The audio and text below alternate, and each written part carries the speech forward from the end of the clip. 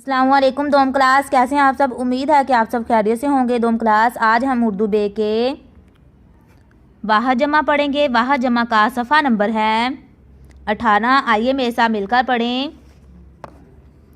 चूहा, चूहे, घोड़ा, घोड़े, मछली, मछलियाँ, तोता, तोते, पौधा, पौधे, गाजर, गाजरें, मूली, मूलियाँ, सब्ज़ी, सब्ज़ियाँ, कापी, कापियाँ, बच्चा, बच्चे। प्यारे बच्चे एक दफ़ा फिर से पढ़ें।